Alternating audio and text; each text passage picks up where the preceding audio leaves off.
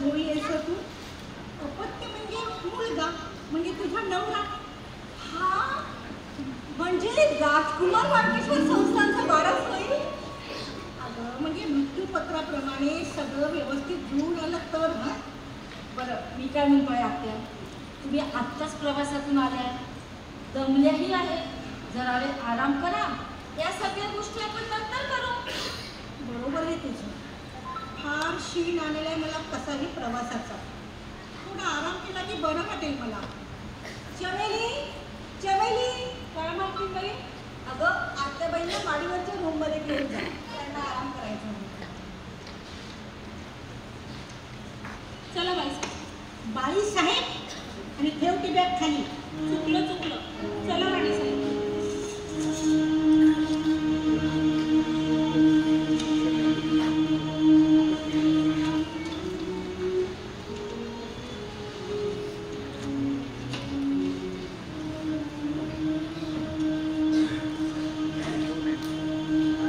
राजश्री तू काही म्हण, भावनाला आलेली शंका या आत्याबाईंकडे पण मला तरी खरी वाटत नाही. हो मलाही तसंच वाटत आहे. अगं दिसायला कशी साधी सरळ बाई वाटते. हिला आपल्याला फसवायचा डाव असेल असं अजिबात वाटत नाही. हे जरी असलं तरी सहजासहजी आपल्या लक्षात येईल असंच ती सध्या तरी वागणार नाही. जे मला वाटलं ना ते मी सांगितलं. आणि पहिल्याच पिढीचा अंदाज बांधणं हे मला अजिबात योग्य वाटत नाही. जाऊ आता जे होईल ना ते होईल. आपण सावध राहायला हवं. हो चमेली काय पाहिजे? त्या राणीसाहेबांची व्यवस्था केली ना बरोबर? आता तुम्ही सांगितली तशी रूम मी पहिलेच तयार करून ठेवली होती ना. काय करत होत्या ग त्या? त्या आत्याबाई ना त्यांनी त्यांची बॅग अशी जब्बर करून घेतली. मला म्हणाल्या मी आराम करते, फ्रेश होते, दार लावून देते, आराम झाला की तुला बोलवी. आता त्यांच्या बॅगमध्ये त्यांच्या वस्तू वगैरे असतील. बरं ते जाऊ दे. मला सांग, जसं त्या आत्या आल्या तसं भावना काही बोलली तसं त्यांच्या वागण्यावरून तुला काही जाणवलं का गं?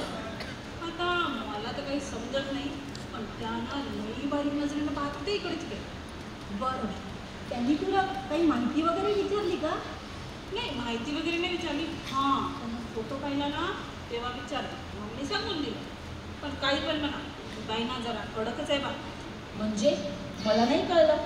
आता कसं सांगावं तुम्हाला, ते ना तिच्या चेहऱ्यावरून जरा काळेबाज वाटते मला. ठीक आहे आता असे अंदाज बांधण्यापेक्षा काय होते तेच बघूया.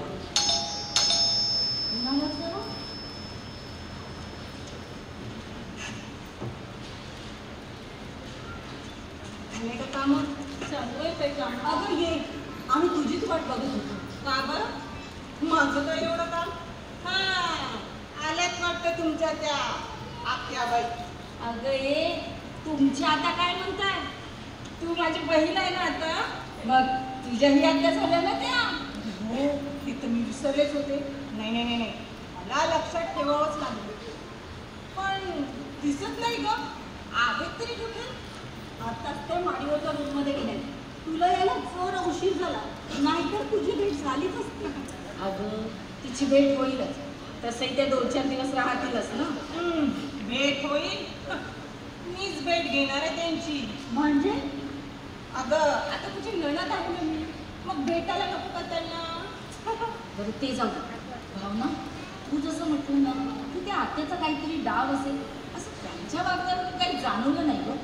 खरं सांगू का, तुम्ही दोघीनं फारच भुल्या आणि तू मात्र प्रत्येक गोष्टीकडे शंकेच्या नजरेतूनच बघत असते. त्यामुळे तिच्या तरी हा गुण उतरला. आता तसंही म्हणायला काही हरकत नाही बरं, पण मी मात्र प्रत्येक गोष्टीचा विचार करून सगळं काही ठरवते. पण मला सांगा, तुमचं काही तिच्याशी बोलणं झालं असेल ना? अगं वाळकेश्वर संस्थानचे महाराज गेले हे तिने सांगितलं.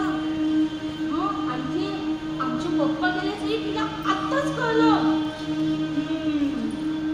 पण ती आली कशाला? तिच्या येण्याचा उद्देश वगैरे काही तर सांगितलं असेल. हो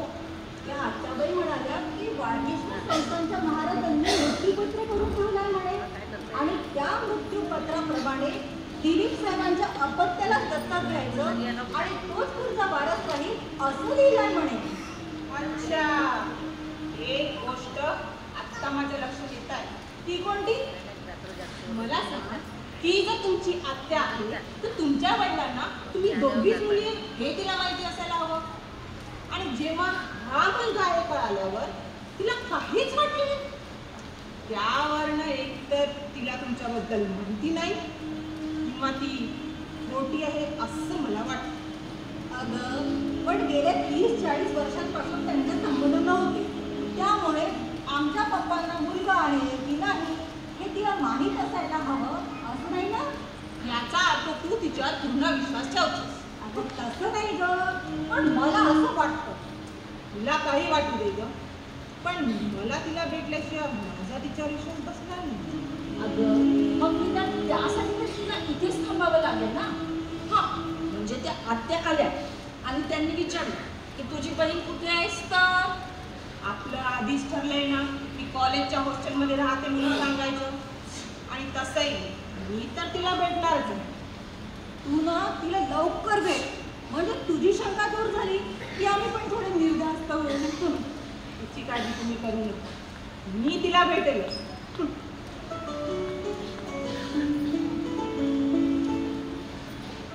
अरे, एक महत्वाचा मला कॉल आला, मला आत्ताच जावं लागेल. प्लीज हा. अगं भावना, तू आत्ताच तर आली आहे आणि त्या आत्याने विचारलं का? नाही नाही, हा फार महत्वाचा कॉल, मला आत्ताच जावं लागेल. मला जाणं आवश्यक. येते मी. बाय. अगं पण ऐक हॅलो हॅलो हॅलो.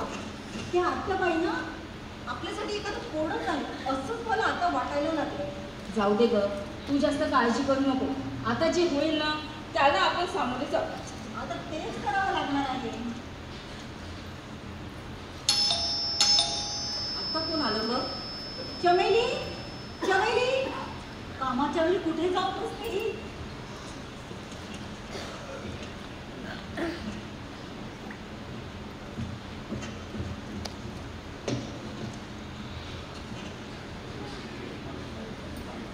मी PSI रेखा सबनीस.